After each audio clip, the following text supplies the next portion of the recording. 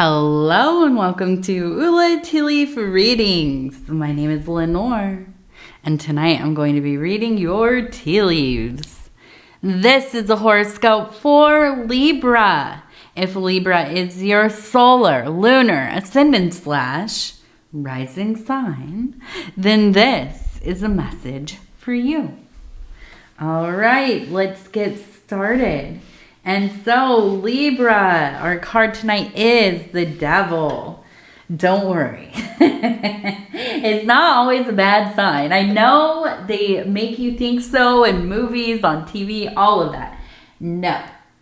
My interpretation of the Devil card is always one that is pretty positive. And really, what it comes down to is breaking down the conditioning, breaking down the thinking, the beliefs, the restraints that we have created for ourselves in our lives that keep us kind of, captive, right? Those, I can't do this. I'll never be good enough for that. You know, my mom, my dad, they told me, that's not what our family does. Or, don't do that, do something that's going to make you more money or, whatever, right? Well, this Devil card is rebellion. This Devil card is that thing inside of you that says, heck with that. Heck with that. We are going to figure this out. We're going to follow our passion. We're going to follow that fire that burns within us. Each of us has it. Now it comes down to, can you figure out how to hear it? Can you figure out how to feel it? Can you figure out how to manifest it in the life that you're living? We'll see. Let's take a look. All right. Okay. And so if you have not subscribed yet, please think about doing that. You can hit that little bell. It'll let you know when the next readings are coming out. It is free to subscribe.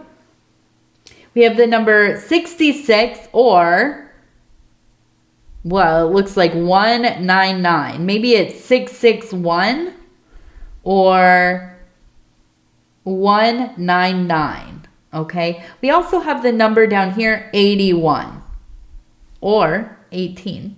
It looks like 81 to me though. 81. Although now that I'm looking at it, it kind of looks like it's mirrored. 81 and then look. 1-8. I don't know. We're going to stick with 199 or 661 though. Okay. Now we have a person over here who looks like they are holding some kind of belt, or maybe it's like I don't know. I was going to say like a switch of some kind, which if you know what a switch is, hopefully you don't. But it's like a branch or a stick, right? This is way back in the day. We shouldn't really be talking about this on here, but way back in the day, right? When you would get in trouble, they would say, your parents or grandparents or whoever, go out and find a switch because you're in trouble, right? You're going to have some corporal punishment. And hopefully, whatever. We're not going to talk into the implications of that or anything, or how people live now or anything like that. But the energy that this brings, just looking at this, it looks like somebody who you would fear. This kind of archetype of like this very stern schoolmaster or teacher, principal, maybe even like a old time figure in a church. Immediately I thought of like a priest or a nun at Catholic school, or and it doesn't have to be any of these things specifically, but it is an energy of somebody who demonstrated their power through force, right? And I think this left with you it felt like a very bad experience, And it doesn't have to be that they actually were physical, right? This could be that they were just very stern, maybe emotionally unavailable, harsh, strict, traditional, whatever. I hate calling it traditional though, because honestly, there are a lot of traditions and traditional people that do not involve this kind of power dynamic, okay? So I do think that it is something that has left its mark on you, right? This is something that I feel probably was present in your childhood. And it's something that became almost kind of like a monster, right? Something that, as it does when you're young, right? These things happen, something happens, somebody treats you a certain way. And in your mind, they become this kind of almost like a caricature of themselves. They become this big, scary thing, right? And especially when this is very traumatic, this feeling can carry over deep into our adulthood, right? So I want to continue to look at this and see exactly why is this person coming up, or why is this feeling coming up. But I really believe that a big part of it is that you have spent your life trying to undo this energy. And what do I mean by that? I feel like you have gone out of your way to not be this person. When you had children, if you had children, or you were teaching, or you were a mentor, you're an auntie, an uncle, grandparent, whatever it was, right? I think that you made a very clear and intentional choice that you are never going to treat the children of your life this way. You are going to find another way to do it. You are going to find a way that treated them like people. And people that you love, right? People that you care about. People that are of substance and value to you, right? Not just something to be pushed around or bullied or frightened into behaving a certain way. Okay, so I feel like this is something that it still lingers in your psyche, but I think that you have really worked so diligently to break this cycle. Okay, now we also have, it looks like a heart, and it looks like it says I heart. Now what do you heart? I think that ultimately it's about love. I think that conquering this,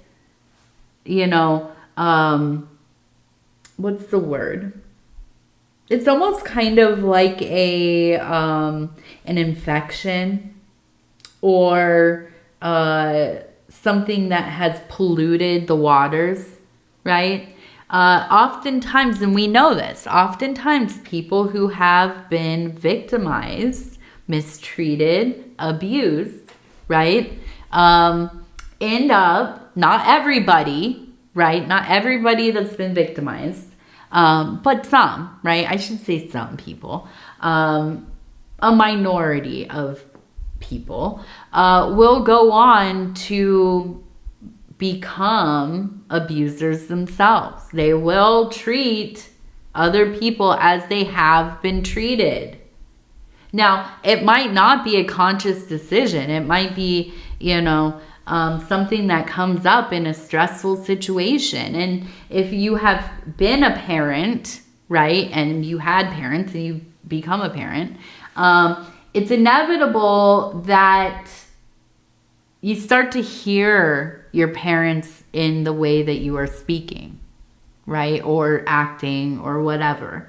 I'm trying to think of an example. But I do remember when I was right in the middle of the beginning of toddlerhood for my daughter, right? My daughter was maybe like 2, and she was mobile and getting into things and lots of energy and learning to speak and all that. And there were times when I would just hear things that my grandparents would say. Oh, here's one. My grandfather, bless him, I miss him so much. When we were kids, my cousins and I, my siblings and I, we would be, over there for holidays and things, and we would run through the house. So excited. Run in the house, out of the house.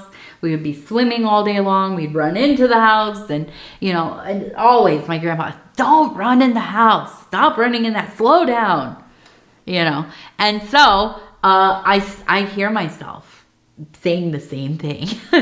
Don't run in the house. We don't run in the house, and it's amazing. It's amazing how often that happens. Now, sometimes it's the things that we don't want to pass on, right? And it might come up and you're moved to anger, you're moved to, great emotionality. You might say something that, I don't want to say that, that's not what I meant. But it's like, it's right there. It's right on the tip of your tongue, but instead of just letting it be what it is, you stop yourself and you say, I'm sorry, that wasn't right, to the child or whoever. And you promise yourself, next time I'm going to really make sure that I don't go there. And so you break the cycle, or you're working on it. And I think that is one of the big goals and achievements of your life. And it might sound like, okay, well, that's not really a big deal. Yes, it is. It's the biggest deal. Arguably, this is one of the biggest deals of any of our lives. If we can unlearn things that have been passed down for generations, then that's a big deal. Here comes TT. Now, we have a rabbit up here, and I see a person here standing with a heart. You can see they're holding this little heart here. I see it looks kind of like a tornado, and we have maybe a little cat, and it looks like a fish. Okay, so we have kind of this busyness going on up here.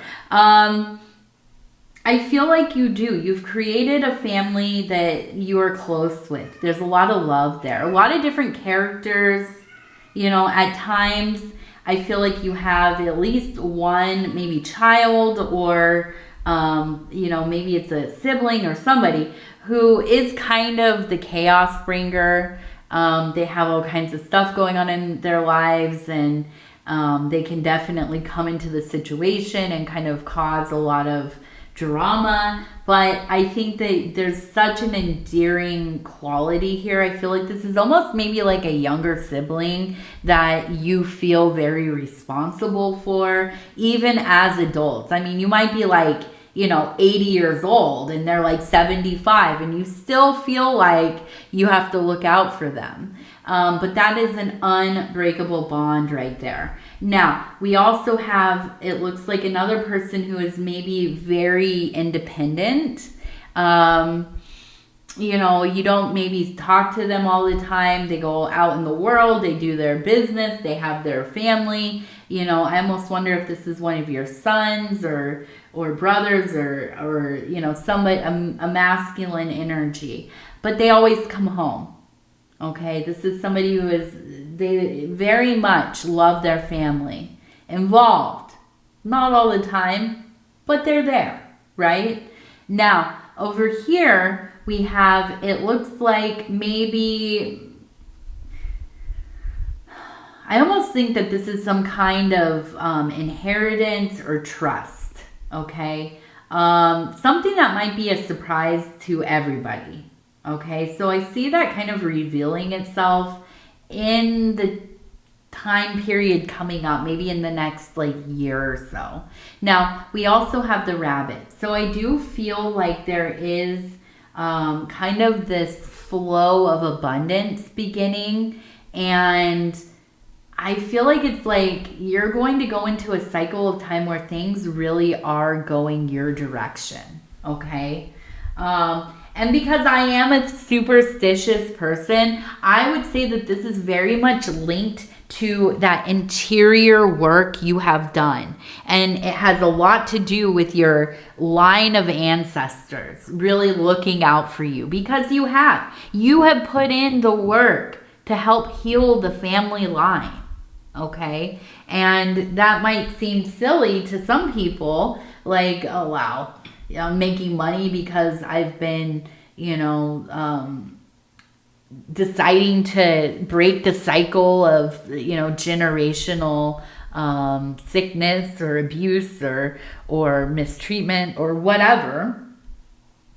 And yeah, I do. I really do. I believe that when you do that dharmic work, the universe provides. Okay? We have another fish over here.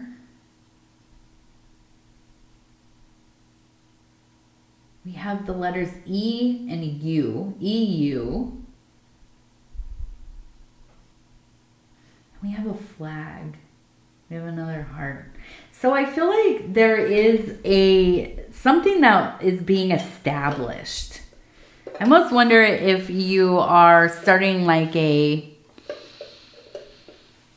fund, or maybe like some kind of like nonprofit or some kind of volunteering thing. You're getting people together. I mean, it could be like, hey, let's go out and rake people's yards in the neighborhood, right? That can't get out there and do that. Maybe they're older or something. It could be as simple as this, but I see you kind of putting something together, right?